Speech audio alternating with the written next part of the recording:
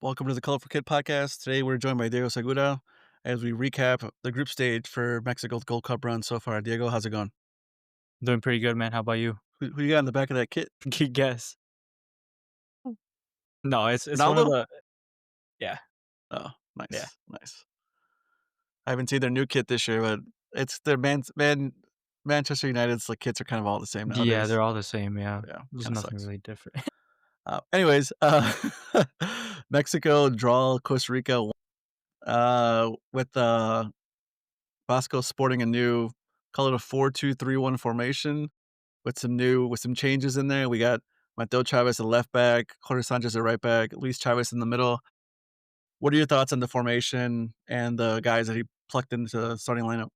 By far, easily our best formation of the Gold Cup so far. Everybody did pretty good except Jorge Sanchez. It just goes to show you that we really needed Huescas in the roster, but most importantly that we need to give Julian Araujo some playtime as well because Jorge Sanchez dropped a stinker. Yeah, if it's between Sanchez, Reyes, and Araujo, they all kind of bring out something a little bit different. Reyes is more of a stay-at-home right back because he's really a center back, Yeah. and he might actually start on Saturday. We'll get into it later, but we need a new center back for Saturday's game. But Araujo, I just throw him on there, man. I mean, it's one thing to say he played a really crappy 45 minutes against Turkey, and it's a little shaky. The man has not played. Yeah. We started Lara 90, and he went 90 minutes against Turkey, even though he or Switzerland, even though he was not on the Gold Cup roster. That decision still makes no sense to me. I agree with everything you're saying. The lineup was pretty interesting, kind of a 4-2-3-1, 4-3-3, but it flowed pretty well. Everyone kind of got involved. It was probably Mexico's best game in terms of just moving the ball around, players being in dangerous positions. I know the scoreline still, no goals, but I thought it was encouraging. And what are your thoughts on Del Chavez? I think he needs to definitely start from now on or just be coming off of the bench because he definitely offers a lot more I think creativity for the team and overall I really do like his play style. He's really aggressive as well. And I think he had a cross inside the box to or like outside the box to Raul Jimenez. And that's when he did the volley and he got saved by Navas. But yeah, overall Mateo Chavez very very good performance. I think what I take away from this tournament is just, yes, Mexico, quote unquote, necesita ganar el título and everything, but realistically, as long as we make it to the final, I don't really care. It's just more about finding those, call it their 13, 14 players that Vasco can consistently call on, maybe the 2 or 3 formations, tactics that he can call on at the World Cup next year. That's all it really is about. I mean, this is just a warm up basically for that and trying to get in front of trying to improve the player pool and kind of get a better idea of who he can call on. So, yeah, I think it was an encouraging game. I like the tactics. Everyone kind of played their role. I was a little unsure of Luis Chavez because we haven't really seen too much of him this summer. I believe he was coming off a minor injury that he picked up in Russia, but he played well. Kinda, my favorite thing about this is it allows Edson to just kinda stay back in his role. I love Edson, but when he's out there trying to throw in a through ball or a key pass, and it's when he gets out of position from pushing up too high that he gets those dumb yellows or those dumb fouls Yeah. that just kill it for Mexico. Because the Yeah. thing you don't wanna see, you don't want Edson Alvarez to be playing 60 minutes on yellow card. I love him, but, that just makes me feel a little Scary. uneasy. Yeah. Roberto Alvarado, Piojo Alvarado. So I saw some people online saying, "Oh, maybe we should try someone else." I mean, the man had a dime to Raul Yeah, Jimenez. he did. That was a dime. I think it's still his position to lose as far as I'm concerned going forward. What are your thoughts on Alvarado holding on to that winger spot? Yeah, I agree with you 100%. Uh, I think this game it wasn't his best, but if you look at other games in the past, like in that Nations League final, honestly a really solid player. But yeah, I pretty much agree with what you said. And what about Raul Jimenez? Is he still the number 1, number 9 in your I eyes? say as of right now, yeah, as of right now, even though Santi had that offside goal, I think I'm more confident with him being our starting striker. I was kinda tracking to see their average position on the SofaScore app on the website, and it's funny to me that the most freaking position that Raul got the ball, he actually had 4 players who had their average position in front of him. So, if there was one tweak and I know he dropped back a lot when we were doing the 2 number 9s, and Yeah, dropping back and being involved in the buildup is it's part of why he's our number 1, right, or number 1 striker up top, but kinda wish he stayed up just a little bit more, just to kind yeah. of now that we got Marcelo kinda being the, creative attacking mid, Raul doesn't have to drop back as much, but yeah, I agree, he's still our number 1 guy, our number 1 striker, and man, I wish he would've scored one of those 2 goals. He had that sick volley, half volley you wanna call it, against Keylor Navas. I don't know how he saved that. I don't know either. That was going, like, straight to top bins That easily. was vintage Keylor Navas. That Yeah, was like Real Madrid Real Keylor Madrid. Navas. Yeah, they still got it, bro. It's Yeah, crazy. he bailed him out multiple times in the first half. Yeah, He kept them in that game, and yeah, per SofaScore, he was the player of the match. He had the highest rating, which I'm not surprised. yeah, Kind of contradict if you kind of contrast that with our goalie didn't do much. Nothing against him, he didn't have any saves. He mm-mm, didn't have any high claims or anything. He kinda just the only thing he did where he kind of it was like a pass from the left side cut across his goal, and he kind of went to it, but didn't get to it, and then the Costa yeah, Rican player just kicked it kinda wide. I got a little that was like the classic Malagon that fans do not like when he has to come out and make a decision like that. yeah, they He really yeah, struggles, man. I would love to know the percentage of him coming out of the 6-yard box and getting to the ball or getting to the offensive player yeah. because it's gotta be low. They also Costa Rica almost scored a banger on us because you remember it was, like, from outside the box, a kick, The and it second hit the half? post. Yeah, Yeah, yeah, Malagón was nowhere near close to saving that. Like, that was gonna go in if it was a bit lower, the shot, but yeah. yeah. That one, I don't fault him as much because like, that was a perfect shot, man. It Yeah, dipped right at the couldn't do end. anything. Like, that was a sick shot. Yeah, Yeah, it was a good game. I was entertained. It was a lot of back and forth. It was kind of classic Mexico. I don't wanna say dominating the ball, dominating the run of play, but they were basically dominating the game, but yeah, ultimately, when it comes down to it, if you don't score a goal, it doesn't really mean too doesn't matter. much. Yeah, And yeah, it was just I was just waiting for that goal. Like, I feel like if we would've just scored, like, a first half goal or something, I think the floodgates might have opened. It's one of those games where if you get that early goal, I think that kinda takes, Costa Rica out of their game plan and forces them to attack a little bit more, and yeah, Mexico coulda cut them up. yeah, I agree as well. On the defensive side, this is probably the first game this summer where I didn't feel like Mexico was susceptible to getting hit on the counterattack. I Yeah, don't know if it's the combination of Luis Chavez and Alvarez kind of manning the midfield or Alvarez sitting sitting right in front of the 2 center backs, but I didn't at one point feel like, "Oh, crap, we were pushed too high and they got us on the counter," because that happened a few times in the first 2 Gold Cup games, but I think the defense kind of pretty settled, last night. yeah, they did pretty good. Yes, again, big fan of the lineup, Jorge Sanchez notwithstanding. It's better than usual when we're doing one of these and it's like, "Wow, I would've changed 6 guys in that starting lineup." Yeah, yeah, that's way better. I think if you compare our first game of the Gold Cup to this one, I think overall there was a lot of improvement in players overall and just, tactics and the whole lineup in general. Do you see this as the blueprint going forward? This kind of 4-2-3-1, Yeah, I really at do least see during the it. Gold Cup? Yeah, during the Gold Cup, yeah, for sure, for sure.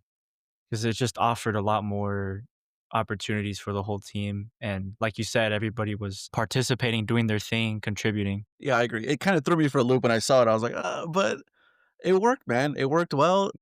They were generating more chances, and at the same time, like I just said, they weren't giving up those counterattacks where I mean, we've all seen those Mexico games where they get 60% of possession and they lose 1-0 because the opponent got a great counter and Mexico gives us a goal. Yeah, So, what are your thoughts on the Gold Cup so far? I know we kinda talked about how they kind of been improving. It kinda feels like it's like the perfect tournament in terms of they're peaking at the right time, in terms of they're getting their attack notwithstanding, it seems like right now they're like I said, all you wanna do in a tournament like this is play better as the further you get along. Yeah. I think, this honestly, it's just pretty mid, honestly, as of right now. It's, especially if you compare it to the one last year, because like, we'd be winning group stage games by, like, 3 goals, I remember. Freaking that was back when we had Antuna, dude, and he was actually playing good back then. And Yeah. then, to now Just to counter that argument, I will say that CONCACAF as a region has gotten better in the last 10, 15 years. yeah, So I think the days of 6-0 against Cuba are probably long gone. gone. Yeah. To your point, yeah, I mean, we well, just let me ask you this question. Is Mexico better now than the program as a whole better off now than they were 12 months ago? Do you feel more confident? Honestly, yeah. Not 100%, but, like, you know, feeling a little bit more confident, especially after that game. Feel like they're a little bit better 12 months ago. And now we'll have 12 months before the World Cup, so it's kinda like, let's just keep building. Mhm. I think there's only 2 players, 2 outfield players that haven't played a minute, I believe. I think Lita played in the first game, no?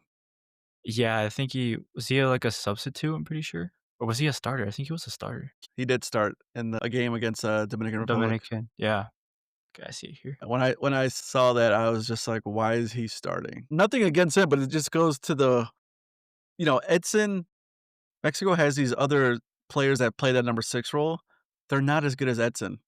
Yeah, So that's like Edson's position, it's his position.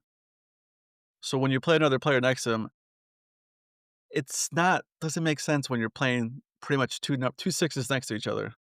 yeah. So, I didn't like it, but anyway, so, yeah, I think that leaves just I think 2 players for this tournament that haven't seen any minutes, outfield players, and I think it's just Mora and Araujo. Question I ask, why not? As for the Mora situation, I kinda understand a little bit why he's not getting minutes because just I think his age just really has to do with it. I mean, if you're putting in a 16-year-old going up against grown men, but also, you mentioned earlier, I don't know if you recorded this part, but, like, you mentioned earlier that the friendlies would have been a perfect opportunity to put him in, and, it's pretty much too late for that now to experiment because we're going against Saudi Arabia in the quarterfinals in a game that matters in the Gold Cup, and, it's kinda too late to experiment with the team, but I think at this point, if I were Aguirre, I would put him in because why else did he get called up? Like, not to just sit on the bench, he's gotta get playtime. Yeah, he could have possibly gone to the Toulon tournament. I think that probably would have been where he would have been if he, stayed with the youth national team, so Yeah, I'm a little surprised he's not getting ma playing time. I'm not saying he would have started or anything like that, but I figured he'd get some garbage time in, yeah. especially against Suriname when it was 2-0, when he was kind of clearing out the bench, kind of giving some guys some minutes. Like, Throw at him out least there. a sub, yeah. Yeah. At least 1 minute, like, at Hey, least. I'm not sure if he's technically cap tight in Mexico. Yeah. I don't think he has eligibility for any other country, so at least we don't have Yeah, to worry about that. true, yeah. The crazy thing, he's 16, so he's technically eligible for what, the 2028 Olympics? No, 2028 the Olympics? 2032 Olympics he's eligible for, if you Damn. think about it. So he's got a lot of runaway here, Yeah, so I'm not yeah. too concerned, but if he were to play in Mexico's current 4-2-3-1 or 4-3-3 lineup, where would he even play? I guess you That's kinda put him on the wing? Yeah, that's what I was thinking too. In a wing position where that kinda cuts in, I guess? Yeah, That's probably where he played the best at Cholos. yeah. So, like I said, I'm not saying Vasco out because he's not giving a 16-year-old minutes, Minutes, 90 yeah. minutes every game or whatever, but just see him out there. Araujo, I think, has a better case for seeing some minutes. Jorge Sanchez, we know what he is, for better or for worse. I'm not gonna sit here and rag on him. He is what he is. Like, He has his he moments. has his moments. I got he gives up the ball, I think he loses the ball too much for my taste. But yeah, I kinda just wanna see Araujo get some minutes, throw him Agreed. out there. And if he's trash, Vasco can say, "Hey," in his press conference, "Hey, he struggled. We're gonna go with Jorge Sanchez going forward." Okay, Yeah. we saw him struggle. All right, he's out of rhythm. He's only played what, 4 or 5 games since Halloween. So, I mean, he was hurt. He did with a hamstring injury, so Yeah, but you called him up, and if you call him up, you gotta be prepared to play him. Otherwise, why are you calling him up? yeah, You know, pretty much that's what anytime you call up a player, it's gotta be ready to play.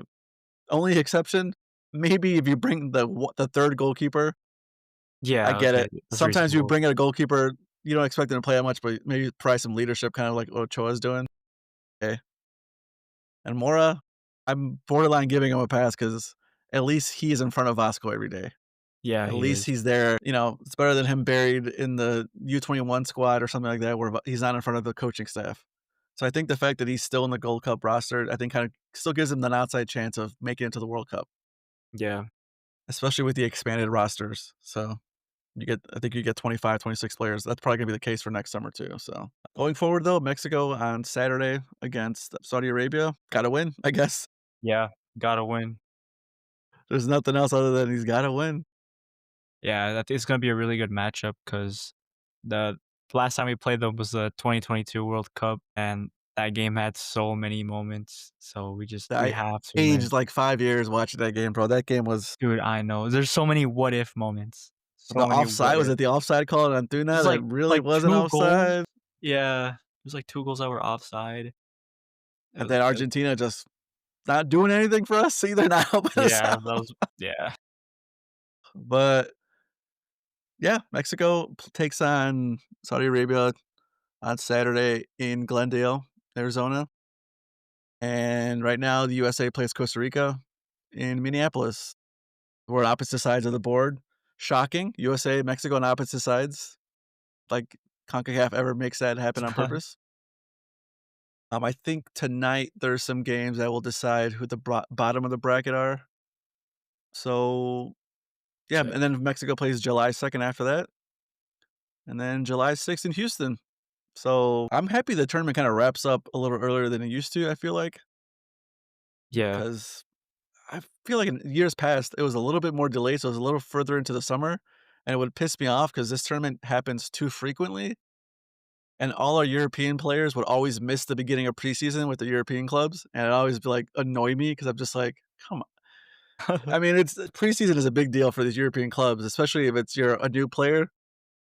So, at least Mateo Chavez is getting playing. I would be pretty pissed if Chavez was getting no playing time, but he was still with Mexico and he's missing preseason with his first European season. That would annoy me. Yeah. But, yeah, otherwise, kinda looking forward to this. One thing we gotta touch on here, Montes, he's out due to yellow card accumulation. Do you kinda stick Israel back there? You get Chiquete another chance? Or do you do what other people have kinda said, you drop Edson back there? I think maybe keep Israel there. 'Cause, I think he didn't really have like a bad performance in this Gold Cup that really stuck out.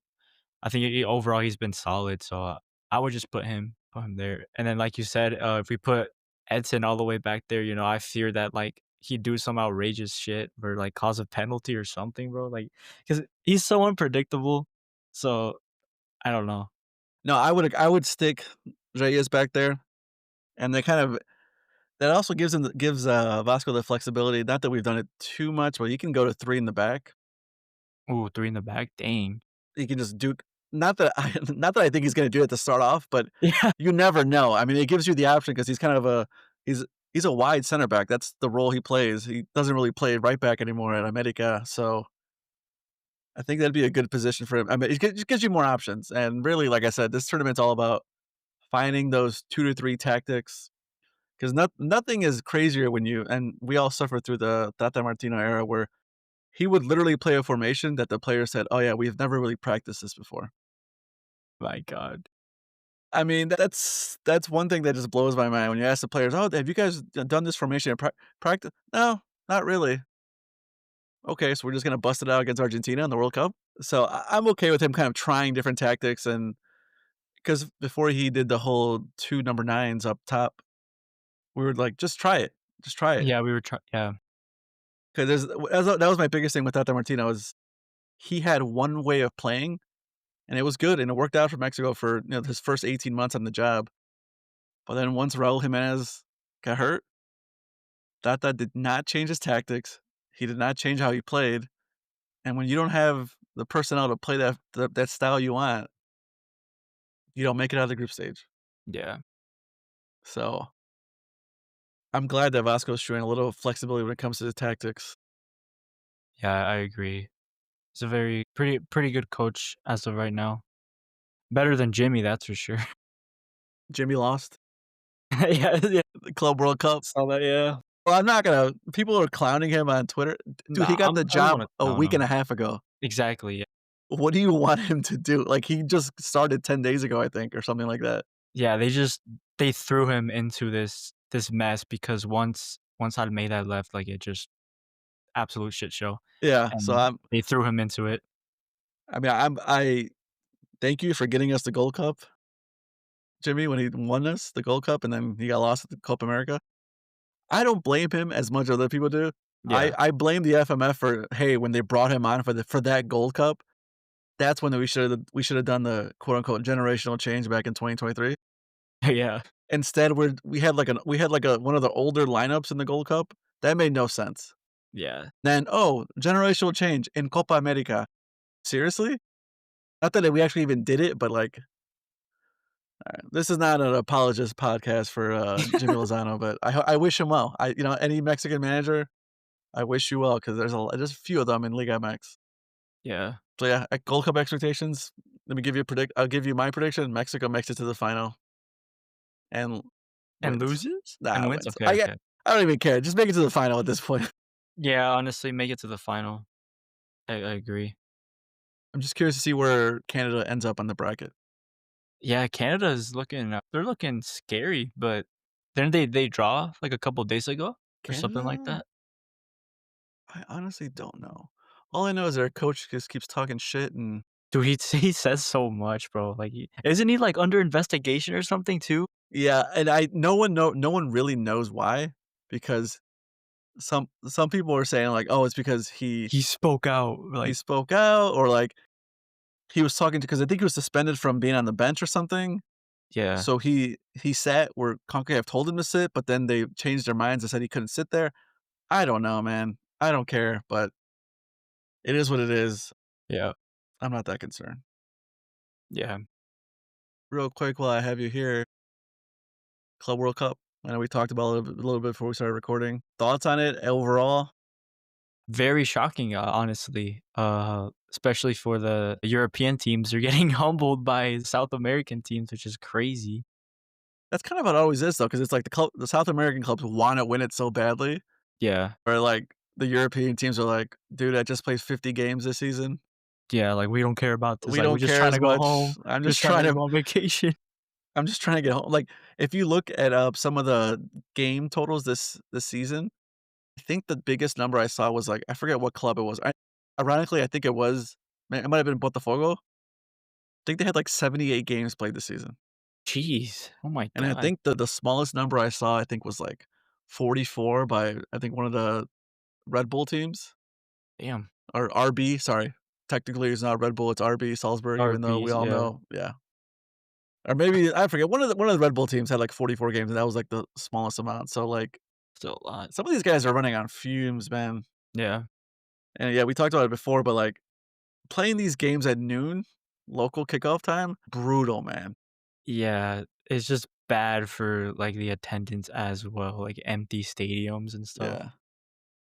I think the smallest attendance was for who was it for? I think it was, like, one of these I think it was one of the, Saudi teams and one of the Moroccan teams. I think they literally had, like, 4,000 people in attendance. My gosh.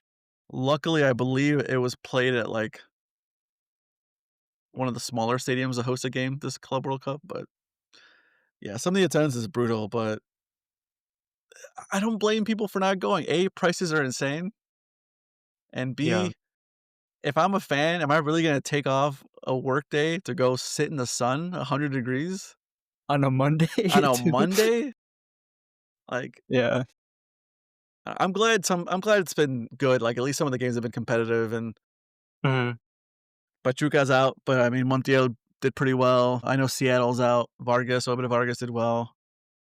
I'm just curious to see how the rest of it goes, but Yeah. It is what it is. I'm not like, "I gotta watch this game." Like, if I'm working during the day and it's like, "Oh, there's a game on?" Yeah, I'll put it on, you know? Yeah. I'm a degenerate, of course I'm gonna watch soccer, but I'll be interested to see, like, what the atmosphere is once you get past the group stage. Yeah, I think it'll be a bit better as if they put in, like, good time schedule, good times. Yeah, you mean the games are kicking off at Kicking off dark? a yeah, At seven basically, yeah. o'clock as opposed to Yeah. noon? Noon, yeah.